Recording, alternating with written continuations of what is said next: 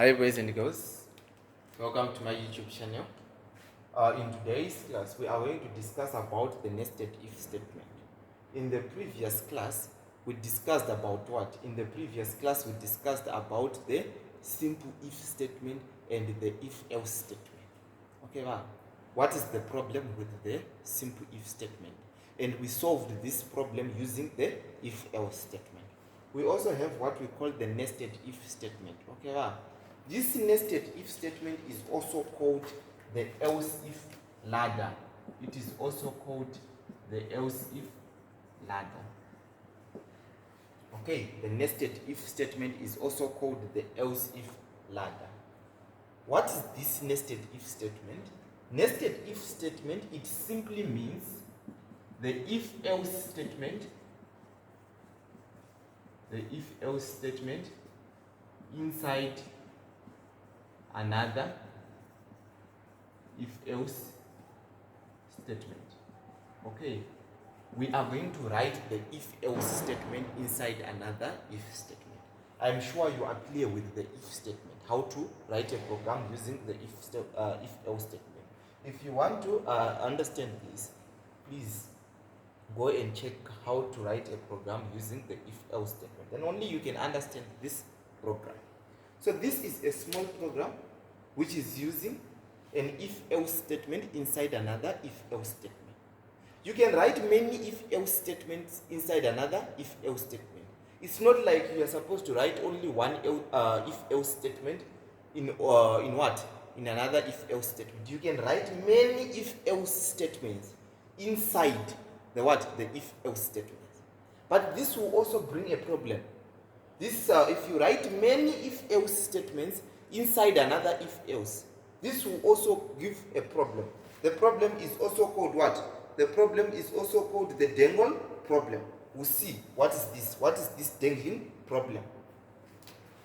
The problem is called the dangling problem. If you write many if else statements inside another if else statements, we are going to end up having a problem called the dangling problem. We'll see later how to solve this dangling problem and what is this dangling problem. It's okay. Now let's go through the program. The first statement is hash include stdio.h. What is this? This is the preprocessor directive. This is the preprocessor directive. It's okay. What's next?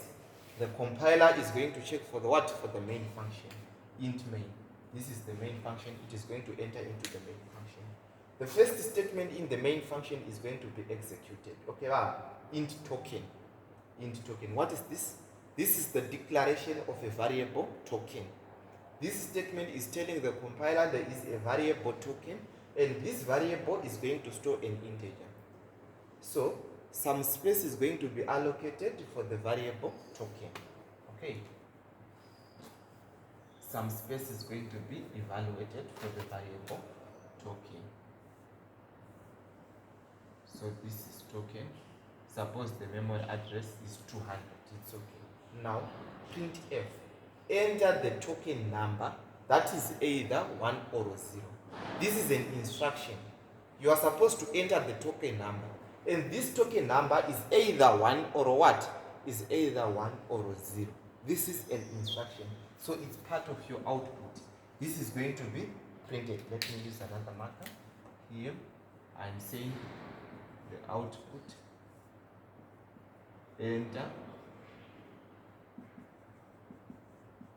the token number that is either 1 or 0. Suppose you are entering the token number 1. Okay, suppose you are entering the token number 1. See, this one you have entered is not stored in token as of now. Okay, it's still pending. It's still pending. This statement, this scanf now, is going to direct this one into the variable token. See, scanf %d ampersand token. This statement is directing one to the address of what? Of token. Then only one can be stored. Now one is going to be stored here. So we are done with this, we are done with this, we are done with this, we are done with this. This is over. Let's move on to the next statement. Okay, from this statement, I have this statement. Float total bill, semicolon. So what is this? This is also another statement which is declaring a variable called total bill. I also have another variable, and this variable is called total bill. This variable is going to store a decimal number.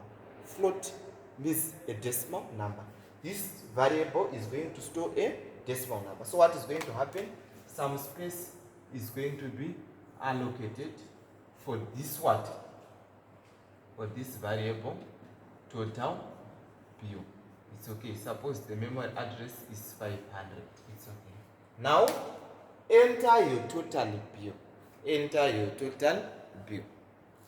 Okay, suppose your total bill is 2,000. So this is part of your output. This is part of your output. Enter your total bill. Okay, suppose the total bill is 2,000. It's okay. This is still pending.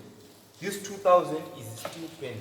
We need the scanf function to read this 2,000. Now scanf percentage d ampersand total bill. So this statement is going to direct this 2,000 into the variable total bill. So 2,000 will come. Now I have 2,000 here. It's okay. So I'm done with this, and this. It's okay. Now let's move on to the next statement. If token is equal to 1. So this is a comparison. This is a relational operator, please. Use it correctly. It is comparing the value in token and this one. Let's check. What is the value in token? In token we have 1. It's okay. So now if 1 is equal to 1. Okay, if 1 is equal to 1. This is true, right? This one is equal to 1. This is true. So what is going to happen? The compiler is going to enter into this if block.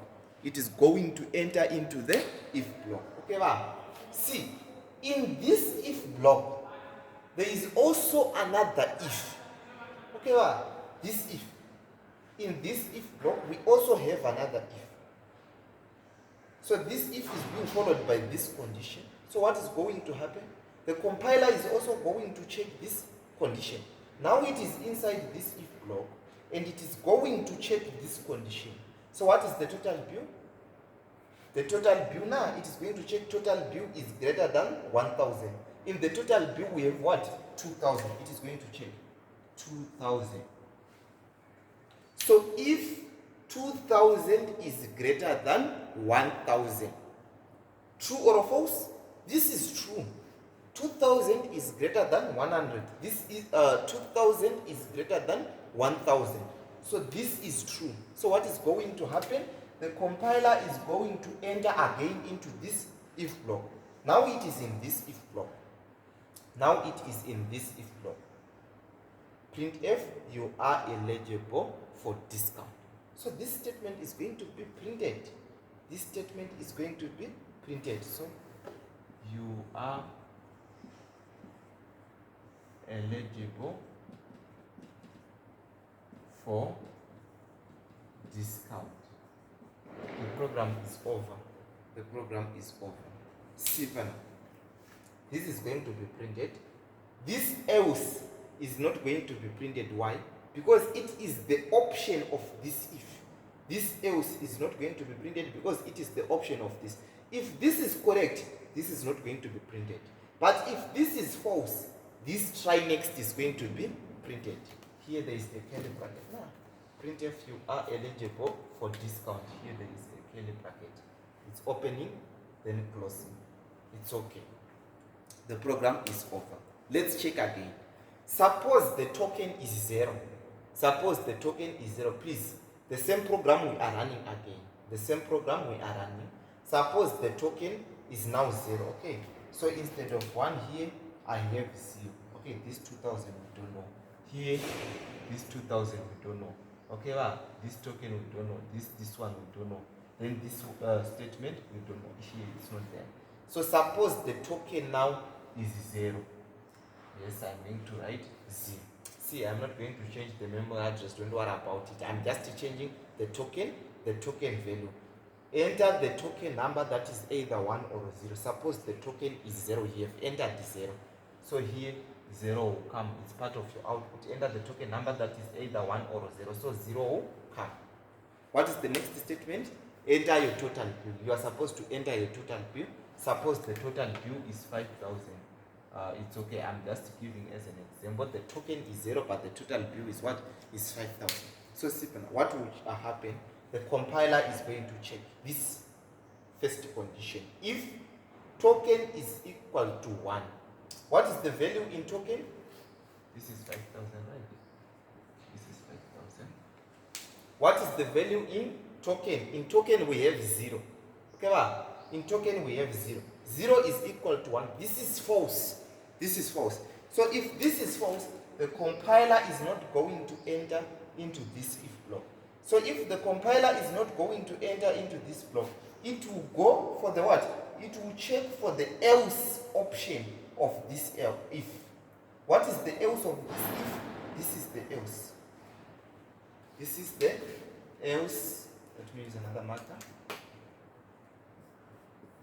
This is the else of this if.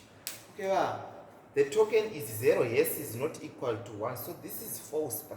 0 is not equal to 1. Okay, this is false. So if this is false, this if block is not going to be executed, but the else part of this if is going to be executed. And this is the else part. Printf, thank you very much for shopping with us. You are not, maybe it's going like, thank you very much for shopping with us. You are not eligible for discount. In this case, I have written, thank you very much for shopping with us. So this is going to be printed. Thank you very much for shopping with us. Okay, this is over. This is over. We want to run the same program again. This is the third time. We are going to run the same program again. This is the third time. So here I don't know what is going to be printed. So I'm going to remove this. Here I don't know the total bill. Here I don't know the token value. Here I don't know the token. And here I don't know the total. This is the case. See, printf enter the token number that is either 1 or 0. Suppose the token number is 1. It's okay. I have entered 1 again. So here is 1. Now it's asking you to enter the total bill. Enter your total bill. What is the total bill? Maybe the total bill is 500. So 500 is going to be stored in what? In this variable total bill. Okay, but see. Now the compiler is going to check. If token is equal to 1, what is the value of token in this case? We have entered 1. It's okay. So it is going to check if 1 is equal to 1. This is true. So since this is true, it is going to enter into this if block. Now it is in this if block. It's okay. This condition is going to be checked. If total bill is greater than 1,000, what is the total bill? The total bill is 500. If 500 is greater than 1,000, this is false. 500 is less than 1,000. Okay, wow. 500 is less than 1,000. So since this is false, this if is not going to be executed. The compiler is not going to enter into this if, but it will print the else part of this if. And what is the else part? The else part of this if? This is the else part of this if. This is the else part of this if. Okay, wow. So what is there inside? Printf, try next time. So try next time is going to be printed. This is over. So this program is demonstrating how to use the nested if statement. So you can have many if-else statements inside another if-else statement. So if you have many if-else statements inside another if-else statement, you are going to have what we call the dangling problem. So what is this dangling problem? Sipana, I'm sure here if you check, I have used many curly braces. Okay, wow. This if, this is the curly brace opening, this is the closing curly brace of this if. This else, this is opening, and this is the closing of this else, it's okay. Now, what about this one? This one, so this should not be here. Because here, see, this one is opening and this is closing. This one is opening and this is closing. So this one is opening and this is closing. It's okay. Now this else, this is opening and this is closing. So the dangling problem is nothing but the problem due to these curly braces. Okay, wow. The compiler will end up having confusion.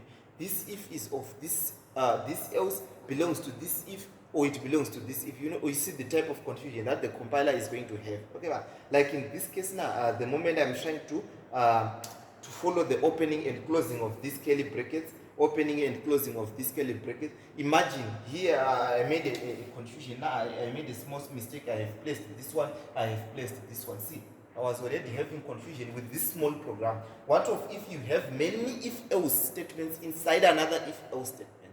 Obviously, you are going to suffer. This is what we call the dangling problem. So if you want to overcome this dangling problem, instead of using the nested if statement, we are going to use what we call the switch statement. So we are going to use the switch statement. So in other words, the switch statement is going to function the same as what? The nested if statement. But here, it's an advantage now because we are not going to have what? This dangling problem. Here we are going to have the dangling problem. Thank you, boys and girls. Enjoy your day. I will see you in the next class. Goodbye.